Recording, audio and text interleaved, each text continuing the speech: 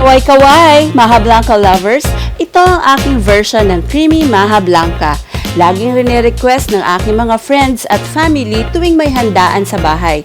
Naghanda ako ng 3 toppings para sa inyo, latik, cheese, at peanuts. Para sa ating mga ingredients, 5 cups coconut milk, unang gata, evap milk, condensed milk, all-purpose cream, sugar, corn kernel, cream-style corn, cheese cubes. Sa ating cornstarch mixture, 2 cups cornstarch at 2 cups pangalawang gata. For our toppings, 2 cups coconut milk for latik, cheese, and peanuts.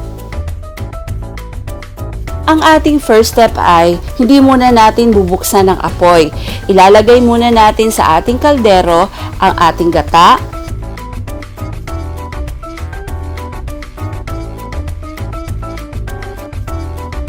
condensed milk, corn kernel, kasama ang liquid pampadagdag pa ng flavor.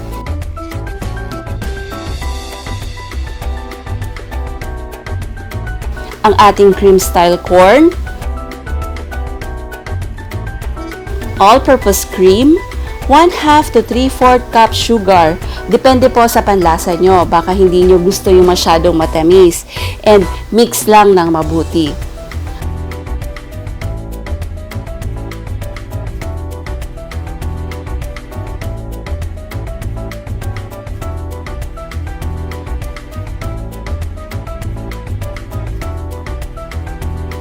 For the meantime, tunawin muna natin ang 2 cups cornstarch and 2 cups pangalawang gata.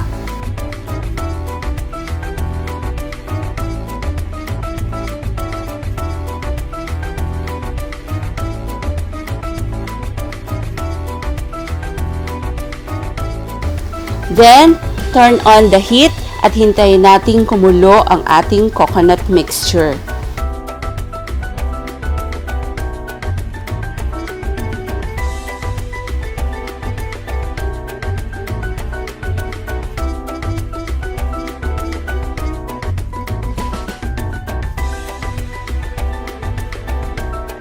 As you can see, nagsisimula ng kumulo ang aking mixture. Lalagyan ko muna ng cheese cubes. Ang iba, salt ang nilalagay para umangat ang sweetness ng ating maha. Pero I prefer cheese cubes para mas masarap. At imimix natin tong mabuti. Inoff ko muna po ang apoy and unti-unti kong ihahalo ang dissolved cornstarch.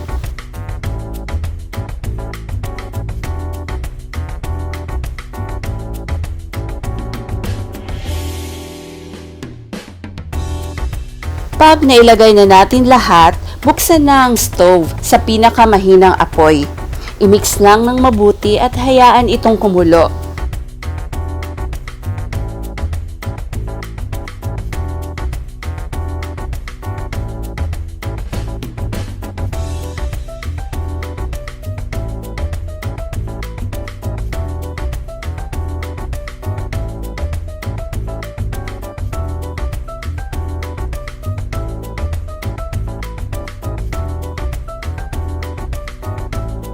Ganyan ang magiging texture ng ating Maja Blanca. Pwede mo rin tikman ang Maja Blanca kung ito'y luto na. Kung hindi mo nararamdaman ang texture ng cornstarch o harina, okay na yan. 5 to 10 minutes, ang iyong Maja Blanca ay ready na.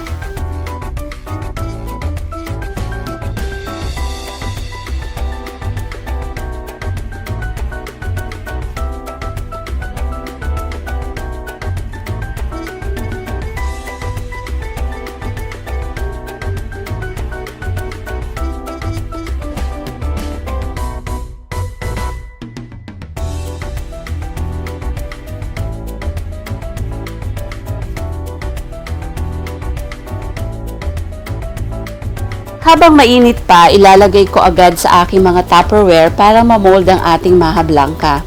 Salamat po pala sa nag-request ng videong ito. Thank you sa napakagandang Ma'am Angelica Felicias Tuy at sa aking napaka-sweet na student sa Grade 10 Gomez, Desiree Macabingkil.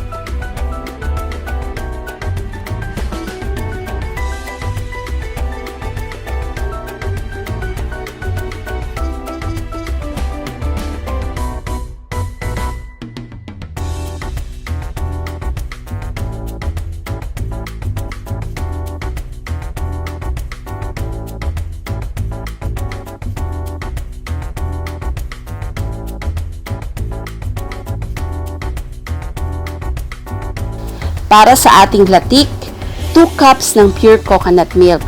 Ilalagay lang sa pan at hayaang kumulo ito.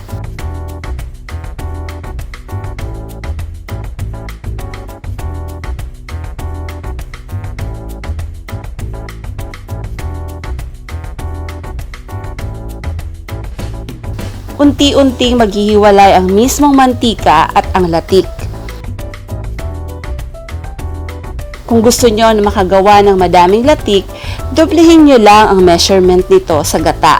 Madali lang ang paggawa ng latik. Ang akala ng iba, mahirap gumawa ng latik. Madali lang ang paggawa nito. Di yan complicated katulad ng love. At ihiwalay ang mantika sa latik. Pwede na rin natin gamitin ang mantika sa ibang luto natin.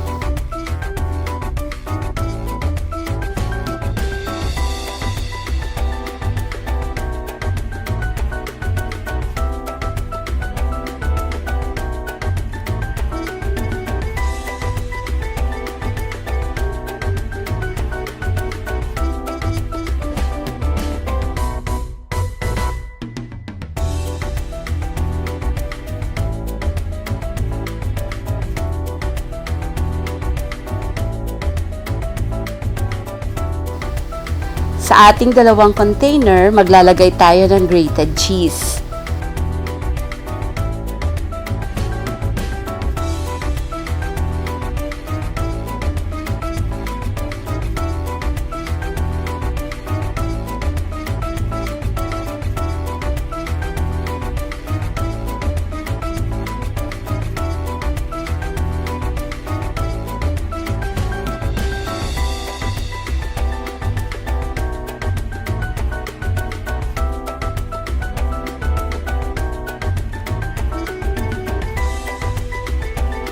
Dalawang container, for our pinukpok lang naman eh.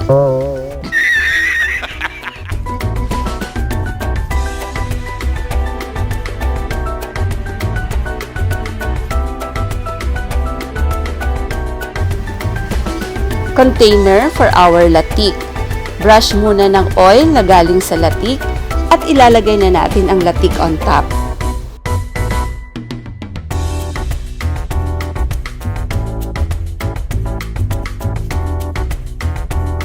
And lastly, combination ng latik at ground peanuts.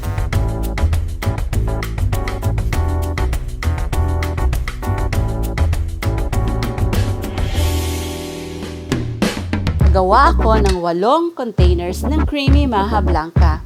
Talagang masiramon. For more easy cooking tips, write down your suggestions in the comment section below. See you in my next Teacher G tutorials. Also, don't forget to hit like and subscribe. Mabalos!